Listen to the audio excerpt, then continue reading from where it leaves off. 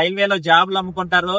నువ్వెందుకు ఇంత కష్టపడుతున్నావు, ఎందుకు హైదరాబాద్ వెళ్ళి నిద్ర లేకుండా డబ్బులు ఖర్చు పెట్టుకుని ఎగ్జామ్స్ రాస్తున్నావు అని చెప్పి అంటా ఉండేవాళ్ళు.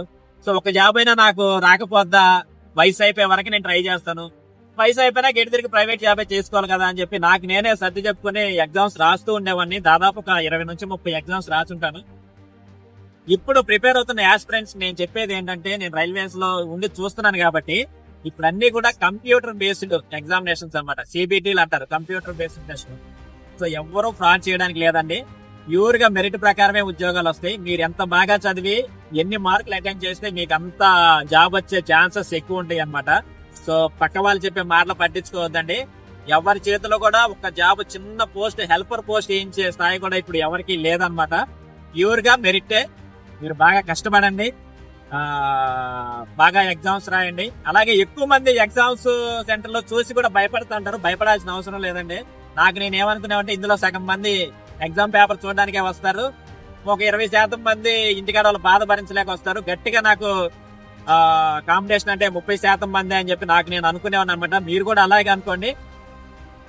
సో నేను ఫస్ట్ నుంచి కూడా ఈ రైల్వేలో జాయిన్ అవుదామని నేనేం అనుకోలేదండి. రైల్వేలో జాయిన్ అయిన తర్వాత నేను ఇక్కడ అబ్జర్వ్ చేసింది ఏంటంటే, రైల్వేలో చేస్తున్నట్టు ఎక్కడా చేయట్లేదండి. ఈ కాన్స్టిట్యూషన్ డే గానీ, సద్భావన దినోత్సవం గానీ, యూనిటీ డే గానీ, అంటే గొప్ప గొప్ప వాళ్ళని స్మరించుకునే అవకాశం రైల్వేస్ కల్పిస్తుంది అన్నమాట. అలాగే దేశాన్ని ముందుకు తీసుకెళ్తాంలో భాగంగా ఈ ప్లాస్టిక్ తగ్గించే కార్యక్రమాలు, రెడ్యూస్, రీయూస్, రీసైక్లింగ్ ఇలాంటి కార్యక్రమాలు, చెట్లను నాటే కార్యక్రమాలు, స్వచ్ఛ భారత్, స్వచ్ఛతా హీ సేవ, ఇలా దేశాన్ని ముందుకు తీసుకెళ్ళడానికి ఏవైతే కార్యక్రమాలు దేశం మొత్తం చేస్తున్నామో మిగతా వాళ్ళు చేస్తున్నారో లేదు తెలియదు, కానీ నా వీడియోస్ చూస్తే మీకు తెలుస్తుంది. ఈ గుత్తి డీజిల్ ఎలక్ట్రిక్ లోకో షెడ్ లో మేము ఎన్ని కార్యక్రమాలు చేస్తున్నామో దేశం కోసం అని. సో ఎంటైర్ రైల్వేలోనే ఇవన్నీ చేస్తున్నారు.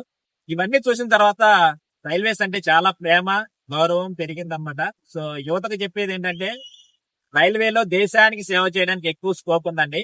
మీరు బాగా కష్టపడి రైల్వేలో జాయిన్ అవ్వడానికి ట్రై చేయండి. జై హింద్, జై భారత్.